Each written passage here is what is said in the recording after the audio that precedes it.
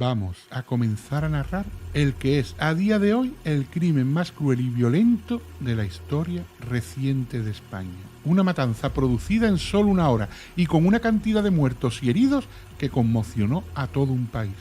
El producto de la locura, la psicosis y la manía persecutoria tuvo como resultado el suceso que conocemos como el crimen de Puerto Urraco. Pero antes de adentrarnos en el crimen, voy a hacer un ligero paréntesis y comenzar contando una historia. Sí, una historia con partes de realidad y otras que no se sabe si son o no ciertas, ya que han trascendido a nuestros días gracias al imaginario popular. Comencemos pues desde el principio.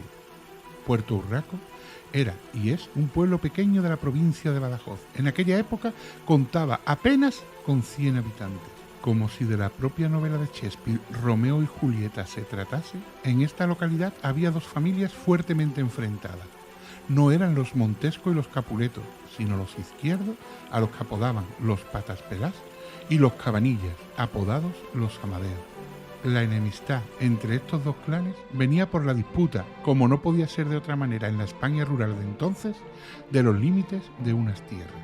Unos decían que eran suyas y los otros también se atribuían su propiedad. La convivencia era tensa, pero no pasaba de algún que otro insulto, agarrón o denuncia.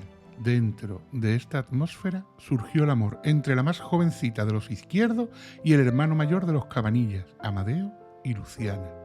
A duras penas consiguieron que su relación fuese aceptada, aún con la rivalidad existente. Pero un día de enero de 1967, Amadeo cruzó con su tractor el límite de las lindes de los Izquierdos. Esto provocó una fuerte discusión entre Amadeo y el hermano mayor de los Patas Pelás, Jerónimo. Cuando Amadeo, tras esta reyerta, volvió a ver a Luciana, rompió su relación aun cuando solo quedaban unos días para contraer matrimonio. Esta cayó en una profunda depresión que la llenó de odio.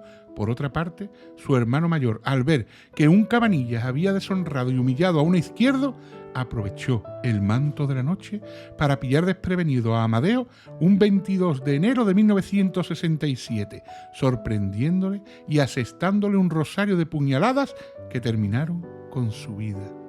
Tras esto, se tiró al monte, pero fue detenido poco después. Tras el juicio, fue condenado a 27 años de cárcel.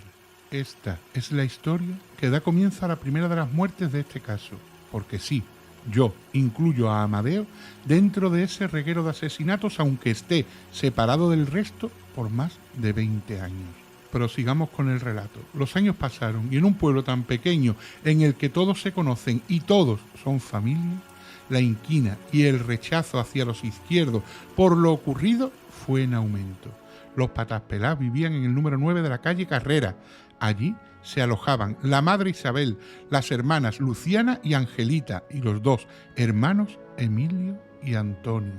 Todos, incluidos la madre, apellidados Izquierdo. Estos se relacionaban poquísimo con los vecinos. Básicamente lo hacían solo para continuar con sus negocios, ya que tenían tierras en las que cultivaban y animales, como cabras y cerdos básicamente. Esto les reportaba unos buenos beneficios, haciéndoles una familia muy adinerada. Aún así, vivían de forma austera y casi podríamos decir rozando la pobreza. La madre, Isabel, llevaba años en una cama postrada debido a una larga enfermedad, por lo que tenía que ser atendida por las hijas. Corría el año 1984 cuando el 18 de octubre se ocasiona un incendio en esa casa del número 9 de la calle Carrera. Los hermanos salen corriendo en busca de ayuda. Según sus propias palabras, nadie del pueblo se acerca a socorrerles o llaman a los bomberos y tienen que hacerse cargo ellos mismos de extinguir el fuego.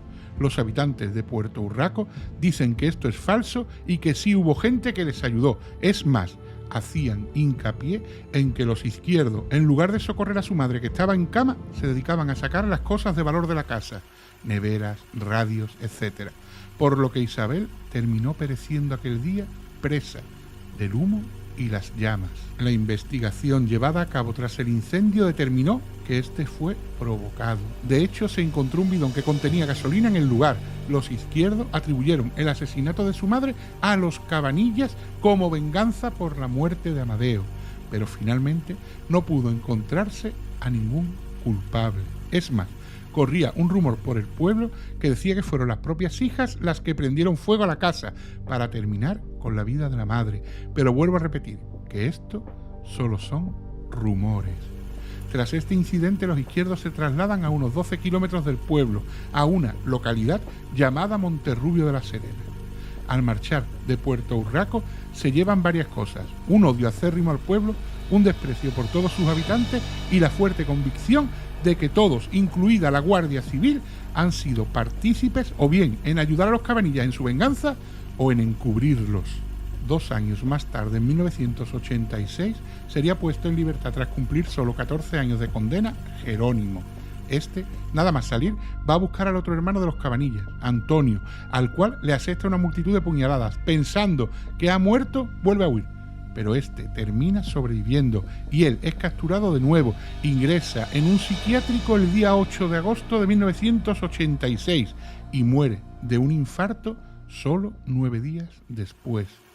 Su muerte también es atribuida por las mentes perturbadas de sus hermanos a un complot de las autoridades y los Cabanillas para vengarse de ellos, por lo que exigen una autopsia, y aun cuando ésta determinó que su muerte fue totalmente natural, ellos seguían empecinados en que era otra mentira más. Con todo esto a sus espaldas, los izquierdos no hacían más que acrecentar su odio hacia los Cabanillas y hacia todo Puerto Urraco, encerrados en una casa austera, casi sin salir de estas 4 paredes. Comenzaron a retroalimentar una psicosis mezclada con manía persecutoria y miedo, que no los dejaba vivir. Desconectaron la luz eléctrica porque pensaban que sus vecinos habían enchufado algo al cableado para provocar que escuchasen ruidos y así perturbarlos aún más. Terminaron dejando de usar agua corriente porque creían que los querían envenenar, y lo peor es que ninguno de los 4 podía salir de ese círculo. Las hermanas se cree que inducían a los varones y los instigaban para que obtuviesen venganza, para que la muerte de su madre y la de su hermano fuesen vengadas, y esto ocurría hora tras hora, día tras día, semana tras semana, mes tras mes y año tras año, hasta aquel 26 de agosto de 1990. Ese día era domingo. Emilio Izquierdo, de 56 años, y Antonio Izquierdo, de 52, se levantaron ya con las ideas muy claras. Hasta aquí habían llegado. No podían seguir viviendo así. Ocuparon el día en preparar cartuchos de posta, más de 300, y en poner a punto 2 escopetas repetidoras. Cuando cayó la tarde, se uniformaron para ir de caza y se enfundaron sus cananas cargadas de cartucho. Les dieron un beso a sus hermanas y les dijeron que se iban a cazar tórtolas. No hacía falta decir más. Ellas sabían dónde iban. Años y años de barruntar una idea, de pedir venganza, de incitar y azuzar a los varones, parecía que iba a dar sus frutos. El momento había llegado. Por fin tendrían lo que tanto ansiaban, su venganza. Los hermanos se montaron en su vehículo y pusieron dirección al pueblo, cuando la noche empezaba a despuntar. Habían elegido ese momento porque conocían las costumbres de sus vecinos. Sabían que durante el día, debido a las calores, las calles de Puerto Urraco se encontraban desiertas, pero que al caer la noche con la fresca, vecinos y amigos se reunirían en las puertas de las casas o en el bar del pueblo para refrescarse y socializar. Y ese era el mejor momento para terminar con ellos, para matarlos a todos. O esa era su idea. Llegaron al pueblo, estacionaron el vehículo, comenzaron a caminar y se escondieron en el callejón del huerto que daba a la calle principal y donde la gente paraba, la calle que también conocían, la calle Carrera. Y a las 10:30 de aquel 26 de agosto de 1990 se desató la locura. Salen de las penumbras y encañonan a las 3 menores de los Cabanillas. El primer disparo lo recibe Encarnación, de 12 años, que fallece en el acto. Al igual que la segunda, Antonia, de 14. La tercera, Carmen, aun después de haber recibido un impacto, logra sobrevivir tras caer al suelo. Manuel Cabanillas, de 57 años, que escucha los estruendos, sale del bar a socorrer a las niñas y recibe un tiro que lo mata. Su hijo Antonio, que también salía a ayudar, al ver la escena y a los izquierdos armados y disparando, se da la vuelta e intenta huir, pero recibe varios disparos en la espalda, que aunque no terminan con su vida, lo condenarán a una silla de ruedas para siempre. Antonia Murillo, de 57 años, corre para auxiliar a las víctimas, pero un disparo que impacta con su cabeza termina también con su vida. Los pataspelás comienzan a andar calle abajo, disparando a todo aquel que se cruza, y ahora se topan con Isabel Carrillo, de 72 años, y Ángela Sánchez, de 42, a las que acribillan sin dudarlo. Ángela logrará sobrevivir, pero Isabel fallecerá días después en el hospital. Guillermo Ojeda, de solo 8 años, tiene la mala suerte de cruzarse en el camino de los dos locos que recorren Puerto Urraco, provocando una orgía de sangre. Es disparado en la cabeza y, aunque no muere, le provocaron una hemiplegia. Su padre Andrés sale a su ayuda y es disparado en el estómago, provocándole la muerte días después, también en el hospital. José Penco, de 43 años, cogió su coche y trasladó a varios heridos. Al volver para coger a más, es disparado y muere al volante de su vehículo. Manuel Benítez, junto con su hermano Reinaldo y Araceli, cogen un coche e intentan huir del pueblo, pero los izquierdos los acribillan. Manuel se agacha y consigue salvar la vida, pero su hermano Reinaldo y Araceli fallecen. Tras poco más de media hora, habían causado la muerte de 7 personas y herido a 14. De estos heridos, como ya hemos dicho, morirían días después 2 más en el hospital, por lo que el saldo final resultó ser de 9 muertos y 12 heridos.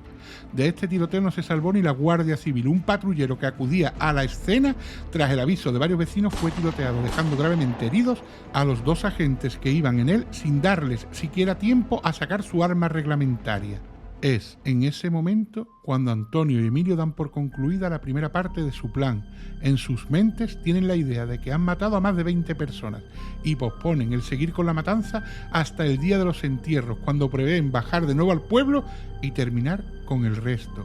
Así que, sin más, cuelgan sus escopetas del calibre 12 al hombro y emprenden su huida para esconderse en el monte, donde aguardarán el momento justo y preciso para asestar su segundo golpe. Como hemos visto en esta primera parte, descubrimos que la psicosis, la paranoia y una infinidad de trastornos mentales pueden ser colectivos y contagiosos. Pueden generarse dentro de un núcleo social cerrado y aislado del resto del mundo.